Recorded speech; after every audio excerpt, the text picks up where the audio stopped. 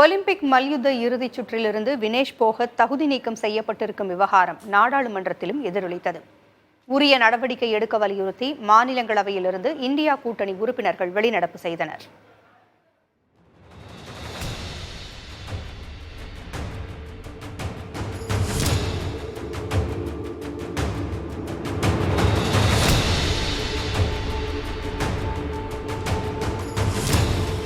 Olympic இறுதிப் போட்டிக்கு முன்னதாக இந்திய மல்யுத்த வீராங்கனை வினேஷ் போகத் தகுதி நீக்கம் செய்யப்பட்டது கடும் அதிர்ச்சியை ஏற்படுத்தியுள்ளது.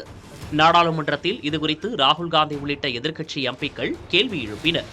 இதற்கு விளக்கம் அளித்து மக்களவையில் உரையாற்றிய மத்திய விளையாட்டு மேம்பாட்டுத்துறை அமைச்சர் மன்சுக் மாண்டவியா 100 கிராம் எடை அதிகரித்ததால் வினேஷ் போகத் தகுதி நீக்கம் செய்யப்பட்டதாக தெரிவித்தார்.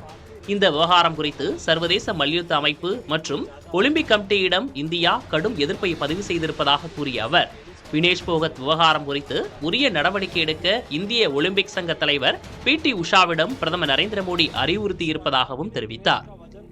भारत सरकार ने विनेश फोगाट की उनकी आवश्यकता के अनुसार हर संभव सहायता प्रदान की है.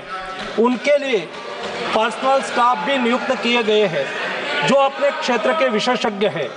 उनके साथ हंगरी के विख्यात कोच ओलेर अकोस और फिजियो अश्विनी पाटिल हमेशा रहते हैं. इनको ओलंपिक के लिए इनके अतिरिक्त व्यक्तिगत सहायक स्टाफ जैसे विभिन्न sparring partners, strength of conditioning विशेषज्ञ के लिए वित्तीय सहायता प्रदान की गई. முன்னதாக தனது எக்ஸ் தள பக்கத்தில் வினேஷ் போகத்துக்கு ஆறுதல் தெரிவித்து பதிவிட்ட பிரதமர் மோடி, வினேஷ், நீங்கள் சாம்பியன்களுக்கெல்லாம் சாம்பியன் என்றும் உங்களால் இந்தியா பெருமை அடைகிறது என்றும் குறிப்பிட்டுள்ளார். ஒவ்வொரு இந்தியருக்கும் உந்து சக்தியாக இருப்பதாக பெருமிதம் தெரிவித்துள்ள பிரதமர் மோடி, இந்த பின்னடைவு வருத்தமளித்தாலும் சவால்களை எதிர்த்து நிற்பதே உங்களுக்கு வழக்கம் என்றும் அந்த வகையில் மீண்டு வருவீர்கள் என்றும் குறிப்பிட்டுள்ளார். வினேஷ் போகத் உண்மையான சாம்பியன் என்று நட்டாவும் தெரிவித்துள்ளார்.